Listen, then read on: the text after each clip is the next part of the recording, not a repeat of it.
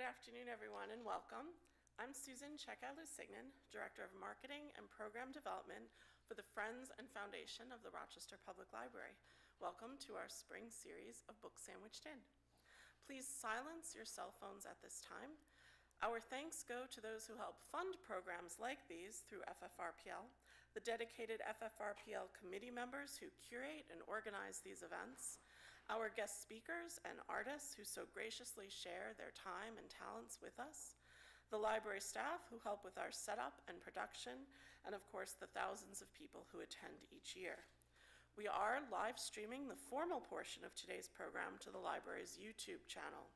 If you need access to the induction loop service in this auditorium, please adjust your hearing aid to the T-switch. FFRPL raises funds, presents programs, supports special projects, helps to create specialized spaces, and purchases supplemental materials and equipment for the Rochester Public Library. Here's an example from each of those categories. Tomorrow is Library Giving Day, dedicated to increasing philanthropic support for libraries in connection with National Library Week, which runs April 7th through the 13th. FFRPL's fundraising project for Library Giving Day is the library's summer reading programs. Summer reading programs are impactful tools to help incentivize student literacy and year-round learning. The link to donate for Library Giving Day will be sent in tomorrow's special edition of our electronic newsletter. We present programs such as today's BSI Review, as well as our annual High School Sokol Literary Awards.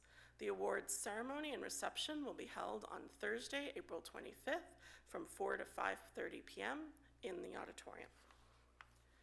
FFRPL is a founding sponsor of the annual Art of the Book and Paper exhibit. The deadline for entries for the next show is May 15th. Artists can complete their online entry at rockcitylibrary.org, and FFRPL is proud to help fund, present, and promote this special project now in its 13th year. FFRPL also helps organize and fund murals at Central and throughout branch libraries on an ongoing basis. The most recent two specialized spaces include Sean Dunwoodie's new portrait of Frederick Douglass at the Frederick Douglass branch in late 2023, and new interior murals at the Wheatley branch that were just installed this past month. FFRPL purchased thousands of eclipse glasses for patrons in preparation for the total eclipse on April 8th. Patrons at Central can receive 2 pairs of free eclipse glasses per family with an MCLS library card, or sign up for a library card at the circulation desk. You can contact the branches for their distribution details. Thanks to donor support, FFRPL was able to purchase these supplemental materials. Please note, Central, Library, and all city branches will be closed on Monday, April 8th for the eclipse. Today we'll hear a review of Leg, the story of a limb and the boy who grew from it by Greg Marshall. Our presenter today is Stephanie Woodward, Executive Director of Disability Empower Her Network. Stephanie is a proud disabled woman and attorney who is committed to mentoring disabled youth to live to their fullest potential. Please join me in welcoming Stephanie Woodward to our podium.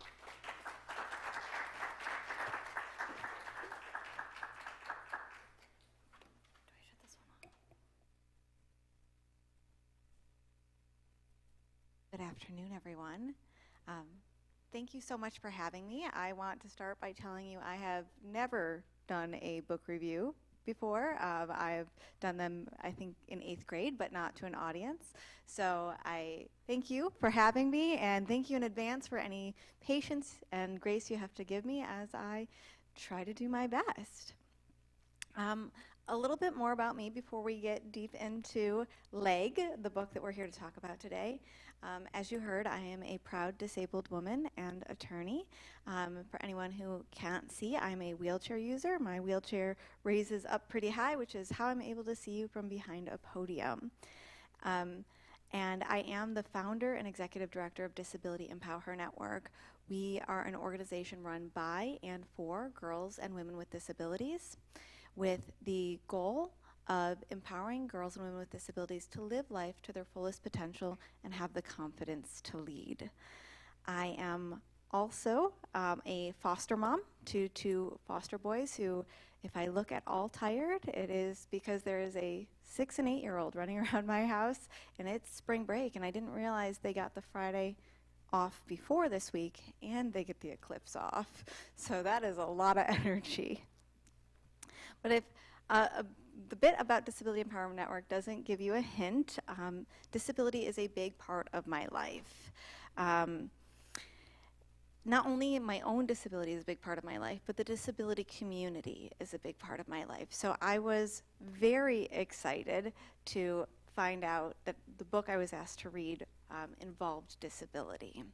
Prior to founding Disability Empowerment Network, I worked as an attorney, focusing specifically on enforcing and expanding the rights of people with disabilities. And I have protested in the name of disability rights and have been arrested approximately 30 times in the name of disability rights. I am still very much a baby when it comes to protesting. But I can't tell you how excited I was with my entire disability rights background to read a book that really involves disability to its core. So Leg, the story of a limb and the boy who grew from it. Leg is a memoir by Greg Marshall, a gay man and non-Mormon growing up in Salt Lake City, Utah. He is one of 5 siblings and the son of an eccentric and bit dramatic mother who writes a column for the newspaper that her husband owns. Greg's father, besides owning the newspaper, is rather wholesome. He's kind of that country boy dad that likes to give a lot of dad joke humor and embarrass his child with terrible accents during a class trip to France. So really a lovable character all the way through. But Greg's parents also go through trials of their own. Greg's mom has cancer and other diagnoses most of Greg's life. So from his very childhood, she is battling cancer and other disabilities as she continues to get better from one, relapses come, and cancer continues.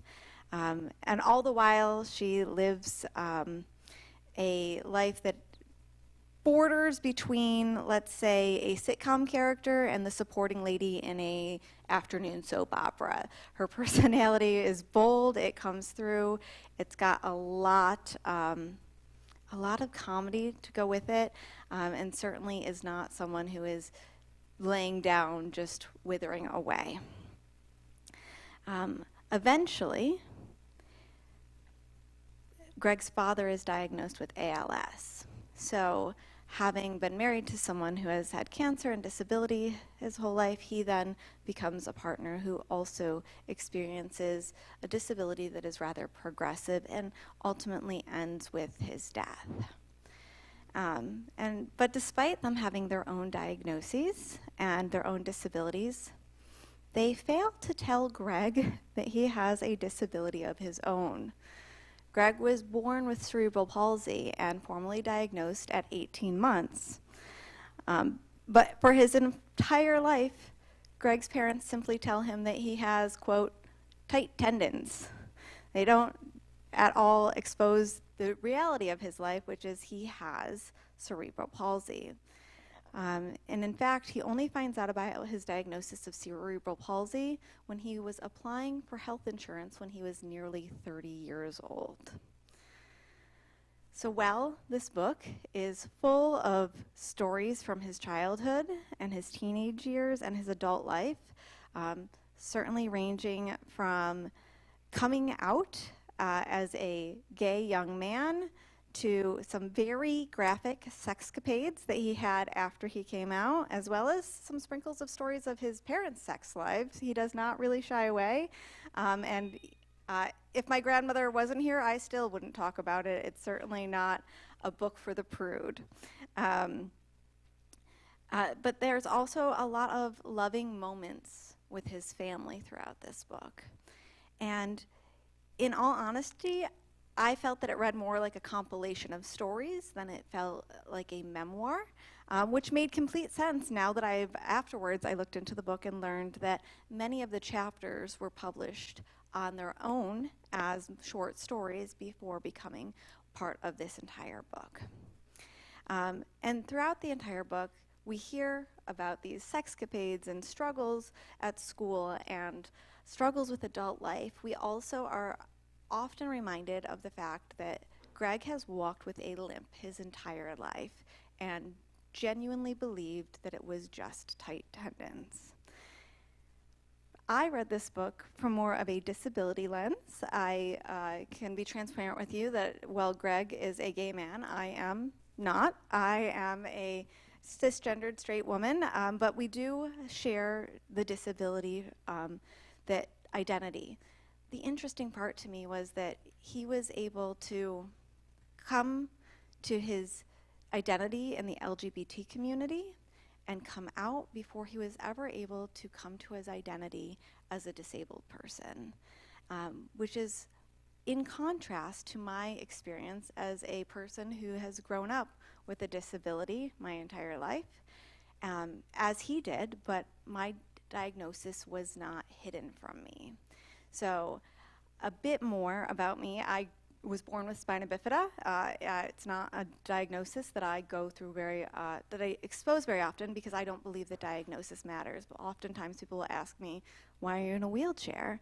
But they don't really want to know what it is that I have as a disability. They want to know what it is that they can avoid. That is where the question really comes from. So I think spina bifida is a great disability. I have it, I enjoy it, I've lived a marvelous life with it. It presents very similarly to cerebral palsy. In fact, many people with cerebral palsy are also wheelchair users. Well, I didn't grow up particularly proud of my disability identity, and in fact, I didn't become proud until I was probably in my late teen years. I was never ashamed of my disability either. It wasn't hidden from me by my parents, and it's not something that I tried to hide from the world. But Greg went through a really different experience with his disability. By not learning about it from a young age and only thinking he had tight tendons, it put him in a position where he felt ashamed of the disability he didn't know he had, and it helped to hold him back from a lot of different places in the world that he could have navigated better if he had known his identity from the start. So I'm going to go through, I made some notes chapter by chapter, and I just want to share them a bit with you because I thought it was rather fascinating. So in the very first chapter, which is called I Am Spasticus, he's talking about the spasms that he experiences in his leg and recognizes very fully that his parents had what he calls a flawed logic in not telling him about his disability. And he even comes to the point of calling his parents ableist. If you're not familiar with the term ableist or ableism, it is very much like the other isms, like racism or sexism. Ableism is the idea that because a person has a disability, they are somehow less than a non-disabled person. And internalized ableism is when a disabled person takes that and brings it into themselves and they start to believe it. They start to believe there is something wrong with them and they need to be fixed. So, well, he says, yes, my parents are flawed, and he writes this as an adult, looking back now, already knowing about his disability identity and his diagnosis. He then says, yes, they're flawed, but he goes on to say his own ableist statement immediately afterwards. He says that he understood why he did it because they essentially wanted him to be himself rather than to, quote, stare down a lifetime of disability. But the fact is, he did have a lifetime of disability, and there is nothing that stopped him from being himself and being a person with a disability at the same time. And in fact, I would argue that by not telling him about his disability, they didn't allow him to be his whole self. Because through this book, we see different encounters where he really struggles with his identity because he doesn't know about his diagnosis.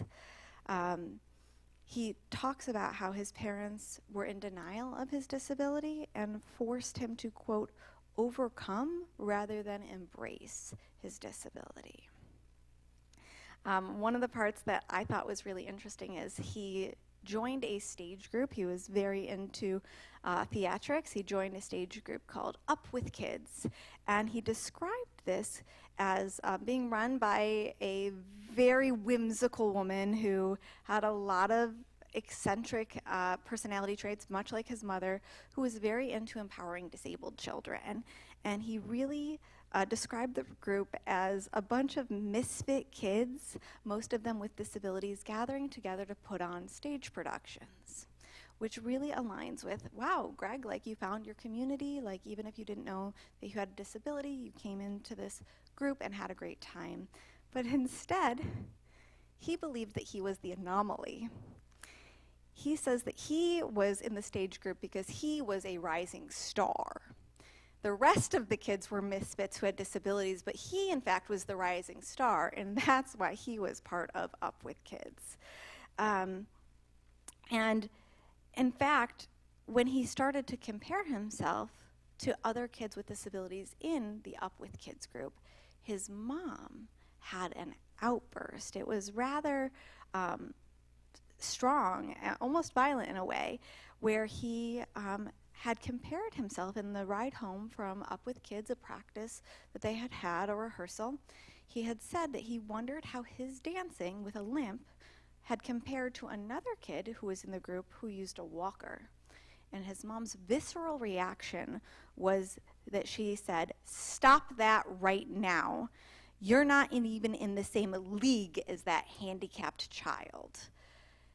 Really a visceral reaction that I think that kind of attitude really impacted him for the rest of his life. Because after we learn about his experience with Up with Kids in the chapter If I Only Had a Leg, we then learn about how he entered high school after just having a surgery. And he had to use a wheelchair after just having a surgery. So walking with a limp, he did not like doing that. He didn't like doing it in front of people. He felt very embarrassed and insecure about it. But he said that using a wheelchair was, quote, a major optics win. He got more attention at school in a more positive way. His best friend got to push him around. Things went well for him because this was a temporary experience for him. But at the same time, in this chapter called The John, we learn about another young woman in his school. Her name is Carlotta. Carlotta is the only other girl in their grade that walks with a limp. So it is just Greg and Carlotta. So I would say Greg is lucky to have someone else just like him in his school that he could relate to. And in fact, Carlotta approached Greg after he had his surgery and offered to be his friend because she said that she's known what this is like. She's had a lot of surgeries too. But he felt very strongly about Carlotta in a negative way. In fact, after surgery, when his limp was less pronounced after the surgery, he says that he still didn't like walking in front of other people and would spend a lot of energy and time trying to find ways to navigate his day where he didn't have to walk in front of people at school. So imagine trying to figure out how to be in high school and not walk in front of other people during passing time. He spent a lot of time doing this. And so while he was busy trying to hide himself, he says Carlotta never hid. He says that she would, quote, clomp down the halls and sign up for school productions and clubs and anything she wanted to, seamlessly not afraid or embarrassed of her identity. She was the female version of Greg, just clomping around, living her life and living it happily. And at one point, Greg says that the difference between him and Carlotta was that she wasn't putting in the effort. He said that she was lazy because she was not trying to hide her limp. And as Carlotta tries to befriend Greg and uplift him, he continues to look down on her. He expressed that They weren't even, quote, remotely in the same social circle. He says that he felt bad for her and he wanted to look out for her. He thought he could be a role model for her and teach her how to hide her limp. This is heartbreaking to me because he treated her as if she was some sort of like embarrassing scum of the high school, whereas he was enlightened because he could try to hide his disability. He was clearly showing his own internalized ableism at this point, that it was so embarrassing to walk with a limp that he had to hide it, and he was embarrassed of Carlotta for not hiding her limp. And he disliked her, I believe, because he was just like her. The only difference was she wasn't ashamed of herself. She was not ashamed of her disability. She lived openly and happily as a disabled person, and that disgusted Greg because he only had tight tendons. He didn't have a disability as far as he knew. In fact, he says throughout the book that being around disabled people makes him uncomfortable. He would be embarrassed of the disabled people, really showing that internalized ableism of how he felt that he was better than them because his disability was not as significant.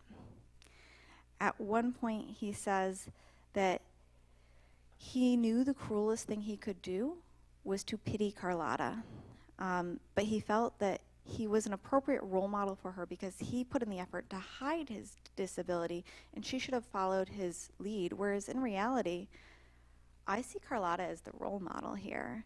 She was proudly being herself and not caring what anyone else thought of her, and reached out to him after surgery and said, "I'll be here for you. I've been here before." And he was embarrassed to even be associated with her. And while Greg struggled with his own body because he didn't understand or even know about his diagnosis, Carlotta did not have these same struggles. It's not clear from the book if Carlotta's parents told her about her diagnosis, but we do know that she didn't try to hide who she was. Meanwhile, Greg's parents never told him about his cerebral palsy.